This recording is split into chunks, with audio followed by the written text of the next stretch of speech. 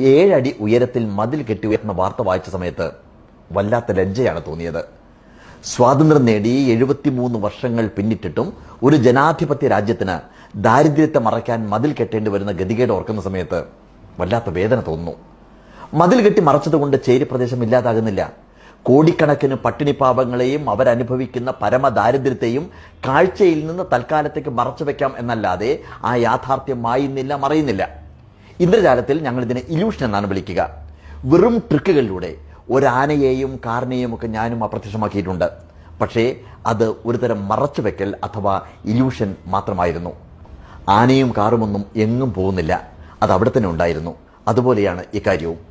നമ്മുടെ രാജ്യത്തിന്റെ തലസ്ഥാന നഗരിയിലെ കലാകാർ കോളനിയിൽ ഞാൻ ഇടയ്ക്കിടയ്ക്ക് പോകാറുണ്ട്. കലാകാർ കോളനി എന്ന് ഈ പ്രദേശത്ത് വിളിക്കുവാനുള്ള കാരണം, ഒരു നേരത്തെ വിശപ്പടക്കാനായി തെരുവിൽ കലാപ്രകടനം നടത്തി കഴിയുന്ന എത്രയോ കലാകാരന്മാരുണ്ട് ഈ പ്രദേശത്ത്. പാവക്കളി നടത്തിയും കുരങ്ങിനെ കളിപ്പിച്ചും തെരുവ് മാജിക് നടത്തിയും ഒരു നേരത്തെ വിശപ്പ് അടക്കാൻ വേണ്ടി കഴിഞ്ഞുകൂടുന്ന 100 കണക്കിന് കുടുംബങ്ങളുണ്ട് അവിടെ. മലിനജലം കുത്തി ഒഴുകുന്ന ഓടക്കരികിൽ കുടില് കെട്ടി താമസിക്കുന്നവരാണ് ഇവരെല്ലാവരും. അമ്മൂമ്മയും അമ്മയും ഭാര്യയും മക്കളും കൊച്ചുമക്കളുമൊക്കെ ഒറ്റ മുറിയിൽ കഴിഞ്ഞുകൂടുന്നത് കണ്ടു കഴിഞ്ഞാൽ വല്ലാത്ത വേദന തോന്നും. ആ കാഴ്ചയാണ് യഥാർത്ഥത്തിൽ മാജിക് പ്ലാനറ്റ് തുടങ്ങുവാനുള്ള പ്രചോദനമായി മാറിയത്. ഇന്ന് ഈ തെരുവുചാര വിദ്യക്കാരാണ് മാജിക് പ്ലാനറ്റിലെ പെർഫോമേഴ്സ്. ഇതുപോലെ നമ്മൾ ആരും കാണാത്ത എത്രയോ എത്രയോ ചേരി പ്രദേശങ്ങളുണ്ട് നമ്മുടെ രാജ്യം നിറയെ. മറച്ചാലും മായാത്ത മറയാത്ത പട്ടിണി പാവങ്ങൾ. അല്ലെങ്കിലും ഈ അമേരിക്കൻ പ്രസിഡന്റ് വരുന്ന സമയത്ത് ഇത് മറച്ചു വെക്കുന്നതിൽ യാതൊരു കാര്യവുമില്ല. കാരണം അവിടെയും ഇതിൽ നിന്ന് വലിയ വ്യത്യാസമൊന്നുമില്ല. അമേരിക്കയിലെ ലാസ് വേഗാസിലാണ് ലോകത്തിലെ ഏറ്റവും വലിയ ഹോട്ടൽ സമുച്ചയങ്ങളുള്ളത്. കാസിനോകളിൽ വലിച്ചും കുടിച്ചും ചൂതുകളിച്ചും വ്യഭിചരിച്ചും ഡോളറുകൾ വാരി വിതറുന്ന, ഒരിക്കലും ഉറങ്ങാത്ത ഈ പട്ടണത്തിന് തൊട്ടപ്പുറത്ത് മറഞ്ഞിരിക്കുന്ന ചില സ്ഥലങ്ങളുണ്ട്. കഴിഞ്ഞ തവണ ഡേവിഡ് കോപ്പർഫീൽഡിന്റെ ഷോ കാണാൻ വേണ്ടിയിട്ട് MGM ഹോട്ടലിൽ പോയ സമയത്ത്, ലാസ് വേഗാസിൽ പോയ സമയത്ത് എൻ്റെ പ്രിയ സുഹൃത്ത് അവിടെ കൊണ്ടുപോയി കാണിച്ചു തന്നു. വീടില്ലാത്ത, ഒരു നേരത്തെ ഭക്ഷണത്തിന് പോലും വകയില്ലാത്ത, തെരുവിൽ മാത്രം ഉറങ്ങുന്ന അനേകരെയാണ് ഞങ്ങൾ അവിടെ കണ്ടത്. ലോകത്ത് ചെറിയൊരു വിഭാഗം ആഡംബര ജീവിതം നയിക്കുന്ന സമയത്ത് വലിയൊരു വിഭാഗം അർദ്ധപട്ടിണിക്കാരും മുഴുപട്ടിണിക്കാരും ഒക്കെയാണ്.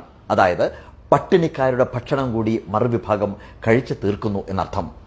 അമിതാഹാരം കൊണ്ട് ഒരു വിഭാഗം ആരോഗ്യ പ്രശ്നങ്ങൾ നേരിടുന്ന സമയത്ത് ആഹാരമില്ലാതെ രോഗികളായി ജീവിക്കുകയാണ് വലിയൊരു വിഭാഗം. കുടലിൽ അടിഞ്ഞുകൂടുന്ന ഫാറ്റിനെ നീക്കം ചെയ്യുന്ന കൊളോൺ ട്രീറ്റ്മെന്റ് നടത്താൻ വേണ്ടിയിട്ട് ഒരു കൂട്ടർ നെട്ടോട്ടം ഓടുന്ന സമയത്ത് മറ്റൊരു കൂട്ടർ ഒരു നേരത്തെ ആഹാരത്തിനായി പരക്കം പായുകയാണ് പാവങ്ങൾ. ലോകാ സമസ്ത സുഖിനോ ഭവന്തു എന്നൊക്കെ ഇങ്ങനെ പറഞ്ഞു നടക്കാം എന്നല്ലാതെ പ്രാക്ടിക്കൽ സൈഡിൽ ഇതൊന്നും നടക്കുന്ന ലക്ഷണമില്ല. സമ്പത്ത് മുഴുവൻ ചിലരിലേക്ക് കുന്നുകൂടുന്നു. ദരിദ്രർ എന്നും ദരിദ്രരായി നിലകൊള്ളുന്നു.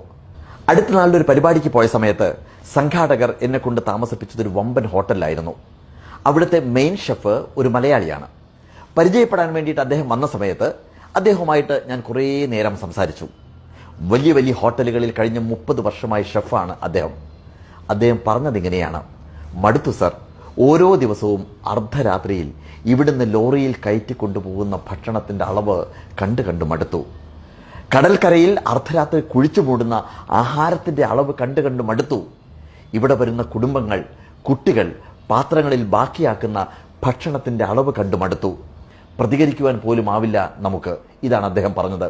ഇവിടെയാണ് ഇതേ ചോദ്യം നമ്മളൊക്കെ നമ്മളോട് തന്നെ ചോദിക്കേണ്ടത്. നമുക്ക് എന്ത് ചെയ്യുവാൻ സാധിക്കും? പ്രതിവർഷം നാം പാഴാക്കുന്ന ആഹാരത്തിന്റെ അളവ് 130 കോടി ടൺ ആണ് എന്നാണ് കണക്ക്. ലോകത്താകമാനം ദാരിദ്ര്യം മൂലം ഒരു ദിവസം 30,000 കുട്ടികളും ഒരു വർഷം 9 ദശലക്ഷം ആളുകളും മരിക്കുന്നു എന്നുള്ളതാണ് യുനിസെഫിന്റെ കണക്ക്. ഇനി നമ്മൾ മലയാളികളിലേക്ക് വരാം. ബർത്ത്ഡേ പാർട്ടിക്കും വിവാഹത്തിനും മറ്റ് ആഘോഷങ്ങൾക്കുമൊക്കെയായിട്ട് ആഹാരത്തിൽ ആഡംബരവും അഹങ്കാരവും കാണിക്കുന്നവരാണ് ഒരു പരിധിവരെ നമ്മൾ മലയാളികളും. ഒരു ചെറു വിരുന്നിന് പോലും ആവശ്യത്തിലധികം ഭക്ഷണം നാം ഉണ്ടാക്കുന്നുണ്ട്, പാഴാക്കുന്നുണ്ട്. വീട്ടിൽ ഭക്ഷണം ഉണ്ടാക്കുന്നത് ഇന്ന് കുറഞ്ഞു വരികയാണ്. ആവശ്യത്തിനും അനാവശ്യത്തിനുമായി ഓൺലൈനിൽ ഭക്ഷണം ഓർഡർ ചെയ്യുന്ന സമയത്ത് ഇത് ഒരുപാട് വേസ്റ്റായി പോകുന്നു. ഹോട്ടലിൽ കയറി അമിതമായി ആഹാരം ഓർഡർ ചെയ്യുന്ന സമയത്ത് അതും വേസ്റ്റാക്കി കളയുന്ന ആളുകൾ ധാരാളമുണ്ട്. ഇതൊക്കെ കണ്ടാണ് നമ്മുടെ കുട്ടികൾ വളരുന്നത്. ദാരിദ്ര്യം എന്താണെന്നുള്ളത് നമ്മുടെ കുട്ടികൾ അറിയുന്നില്ല. വിശപ്പിന്റെ വേദന എന്താണെന്നുള്ളത് നമ്മുടെ കുട്ടികൾ അറിയുന്നില്ല. അവരും നാളെ ഇത് തന്നെ ആവർത്തിക്കുന്നു. പരിഹാരമാർഗം വീട്ടിൽ നിന്ന് നമ്മൾ തുടങ്ങണം. ആവശ്യമറിഞ്ഞ് ഭക്ഷണമുണ്ടാക്കണം. ആഹാരത്തിന്റെ മൂല്യം കുടുംബത്തിന്റെ എല്ലാവരും മനസ്സിലാക്കണം, പ്രത്യേകിച്ച് വളർന്നു വരുന്ന കുട്ടികൾ. ജങ്ക് ഫുഡുകൾക്ക് വേണ്ടി നമ്മുടെ കുട്ടികൾ വാശി പിടിക്കുന്ന സമയത്ത് ഒരു നേരത്തെ ഭക്ഷണം പോലും കിട്ടാത്ത കുട്ടികൾ നിരവധി ഉണ്ട് എന്നുള്ളത് നമ്മുടെ കുട്ടികളെ നമ്മൾ പറഞ്ഞ് മനസ്സിലാക്കണം, ബോധ്യപ്പെടുത്തണം. അന്ന് ആ ഷെഫ് പറഞ്ഞതുപോലെ നമുക്ക് ഒരു പക്ഷേ പ്രതികരിക്കുവാൻ സാധിക്കില്ല. പക്ഷേ നമ്മിൽ, നമ്മുടെ വീടുകളിൽ നമ്മൾ നടത്തുന്ന ആഘോഷങ്ങളിൽ എന്ത് വേണം എന്നുള്ളത് തീരുമാനിക്കാനുള്ള അധികാരം